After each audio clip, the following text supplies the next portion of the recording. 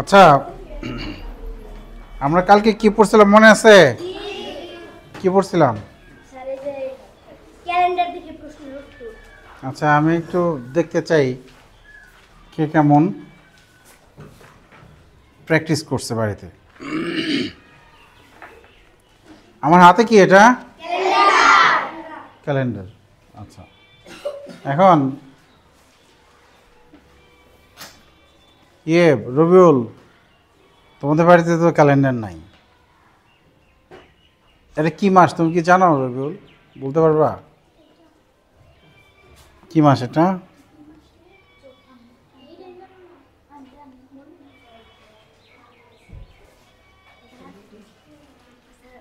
কি মাস? কি মাস কোনটা? অক্টোবর মাস। ঠিক আছে, এটা এটা কি মাস? অক্টোবর মাস। এখানে মজার বিষয় হলো বাংলাও আছে, হিজরিও আছে, মানে আরবি। ঠিক আছে, এই ক্যালেন্ডারটা আর কি। ও যে দেখো এখানে নীল কালি দিয়ে লেখা আছে আশ্বিন কার্তিক 1432 বঙ্গাব্দ। তাহলে বাংলা এটা কত সাল? 1432। ঠিক আছে, আর হলো এখানে আরবিতে হলো রবিউসানি। ঠিক আছে, যে এই 1447। ঠিক আছে, হ্যাঁ 1447 হিজরি। আর ইংরেজি কত সাল এটা? 2025। আচ্ছা, এখন আমাকে তাহমিনা, তুমি কি আজকের তারিখটা দেখাতে পারবা? অক্টোবর মাসে আজকে কত তারিখ? বাহ, 12 তারিখ। কি বার? রবিবার। এই যে উপরে লেখা আছে SUN, সান মানে সানডে, রবিবার। আচ্ছা, থ্যাংক ইউ, ও ভালো বলছে।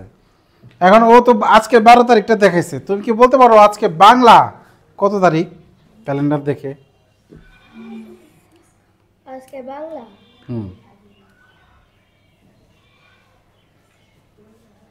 আচ্ছা 27 তারিখ। বাহ, 12, ওই যে নিচে নীলকালিতে 27 লেখা আছে। 27 কি মাস এটা? 27শে আশ্বিন। 27শে আশ্বিন। ঠিক আছে, এখন আরেকটু রিভিউ করি দেখি। আজকে তো 12 তারিখ। ঠিক আছে, 7 দিন ডলি, 7 দিন পর কত তারিখ হবে? হ্যাঁ হ্যাঁ, 7 দিন পর। আজকে 12 তারিখ, 7 দিন পর 19 তারিখ। দেখো 7 দিন পর, 7 দিন পরের দিন। 7 দিন পর মানে কি? 7 দিনের পরের দিন। ঠিক আছে, 19 তারিখ হবে। 12 আর 7 19। ঠিক আছে, তাহলে 7 দিন পর পর কি হয়? একই বার হয়। 7 দিন পর পর কি হয়? হ্যাঁ,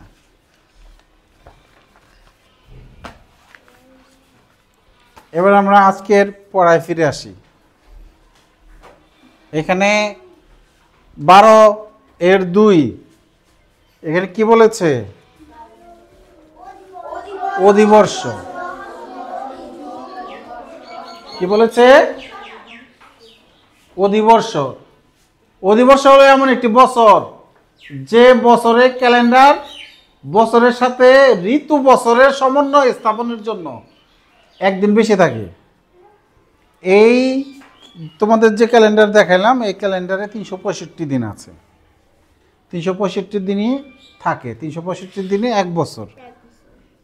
কিন্তু 4 বছর পর পর ক্যালেন্ডারে একটা দিন বেশি থাকে, 366 দিন থাকে। ঠিক আছে, 4 বছর পর পর একটা দিন বেশি থাকে। ঠিক আছে, সে একটা দিন বেশি থাকে কোন মাসে? ফেব্রুয়ারি মাসে। 28 দিনের পরিবর্তে 29 দিন। সেই বছরটাই হলো অধিবর্ষ। তাহলে একদিন বাড়াইছে কেন? ঋতুর সাথে সমন্বয় করার জন্য। সূর্যের চারদিকে পৃথিবীর ঘুরে আসতে কত দিন লাগে? 365 দিনের পরে কিছু সময় আর বেশি আছে, 6 ঘন্টা না? হ্যাঁ, বিজ্ঞান বই পড়ছো না? আচ্ছা ঠিক আছে, দেখি আমি বের করতে পারি কিনা। পৃথিবীর চারপাশে পৃথিবীর সূর্যের চারপাশে পৃথিবী ঘুরে আসতে কতদিন লাগে? আচ্ছা একটুখানি বলছি, পৃথিবী সূর্যের চারদিকে ঘুরে। ঠিক আছে, হ্যাঁ আচ্ছা আমি আবার বলি, সূর্যের চারদিকে পৃথিবী ঘুরে আসতে কতদিন লাগে?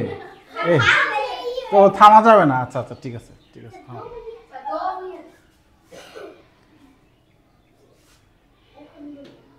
রে এবার তো বললামই না, আমি ভয়েস সার্চে এক্সপার্ট না, বোঝা গেল। সূর্যের চারিদিকে পৃথিবীর ঘুরে আসতে কতদিন লাগে? এবার হয়েছে 365.25, মানে একটু বেশি আছে। 365 দিন 6 ঘন্টা, 365 দিন আরো কিছু সেকেন্ড আছে। সেই 4 বছর পর পর তাহলে 6 ঘন্টা 424, এর জন্য একদিন বেড়ে যায়। ঠিক আছে, এটা সমন্বয় না করলে ধীরে ধীরে ধীরে ধীরে অনেক বছর পরে দেখা গেছে ডিসেম্বর মাসে ওই চলে আসবে।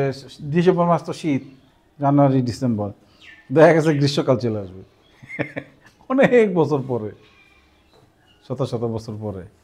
ঠিক আছে, এই যে সমন্বয়, এই যে ডিসেম্বর মাসের শীত বা পৌষ মাঘ মাসের শীত, এই সমন্বয়গুলো করার জন্য কি হয়? অধিবর্ষ হয়। কি হয়? অধিবর্ষ হয়। আচ্ছা, এখন 4 দ্বারা যদি বিভাজ্য হয়, এখন অধিবর্ষ বুঝবো কিভাবে? 2025 সাল কি অধিবর্ষ? এই যে কি অধিবর্ষ নাকি?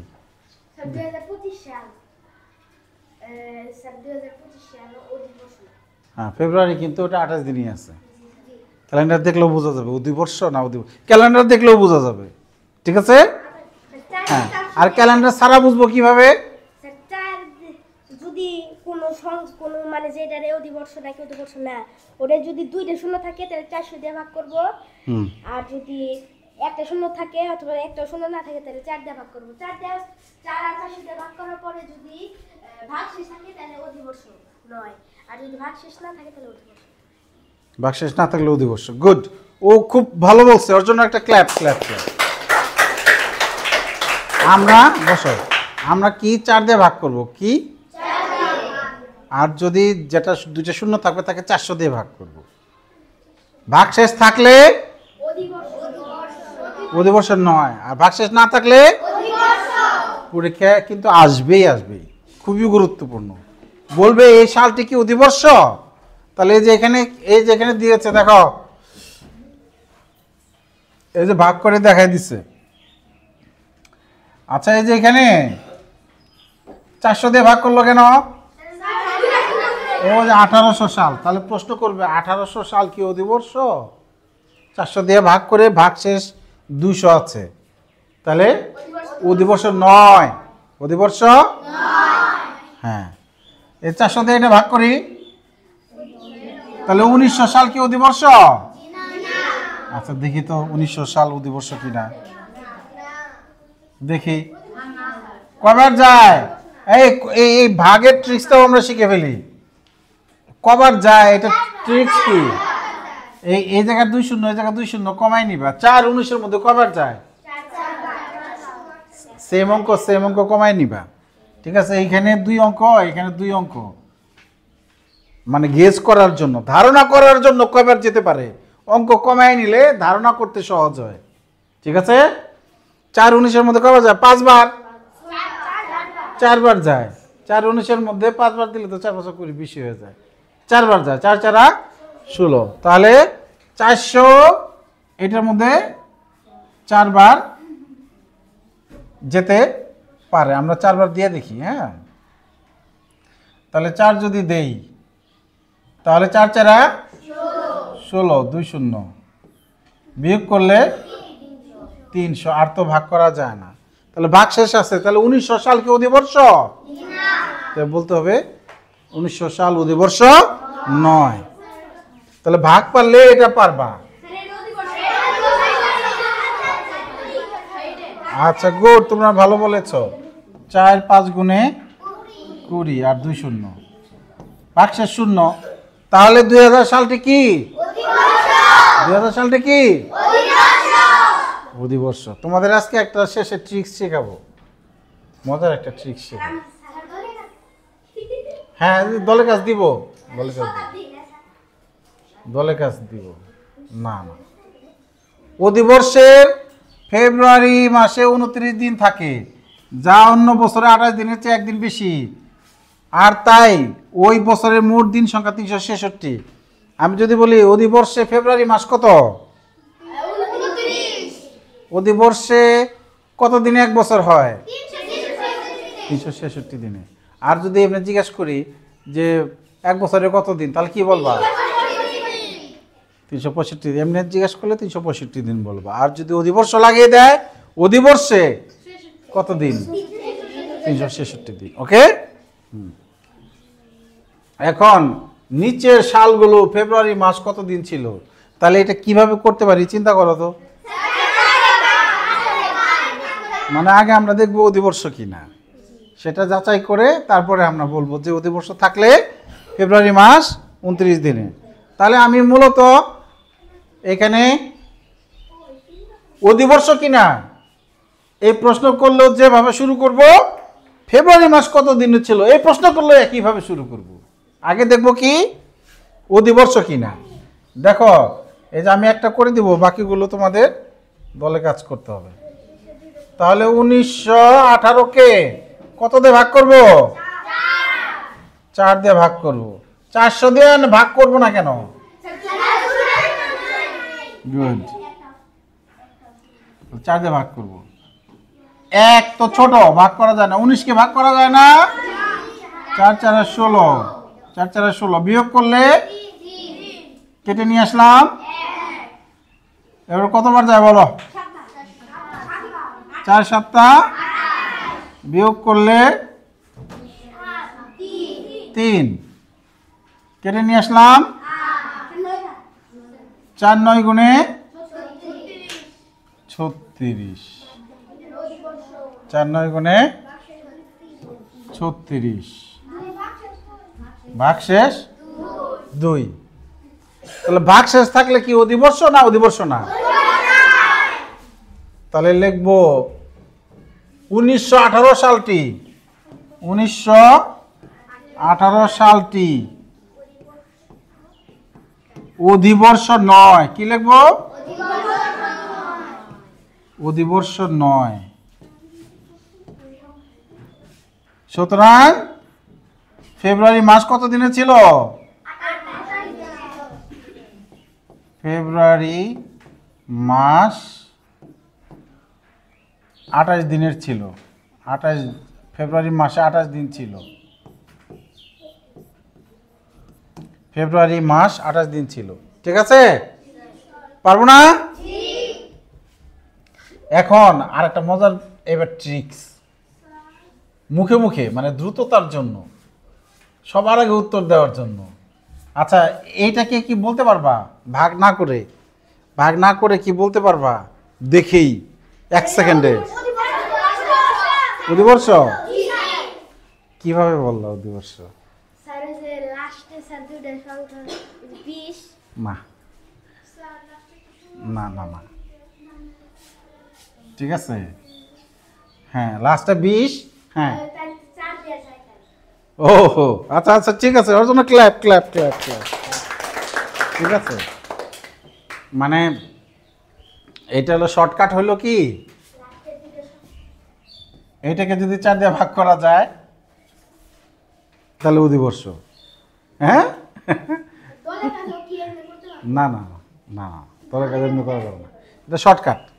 ঠিক আছে, মানে এই শতক 18 শত যেগুলো, এগুলোকে তো 4 দিয়ে ভাগ করা যাবে।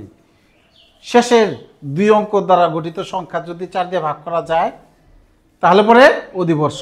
আর এইটা কি ভাগ না করে মুখে মুখে বলতে পারবা? এই যে এটা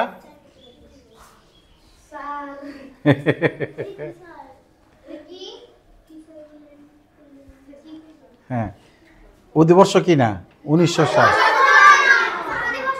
আচ্ছা ঠিক আছে, আমি এবার ধরি 1500 সাল কি অধিবর্ষ না অধিবর্ষ নয়?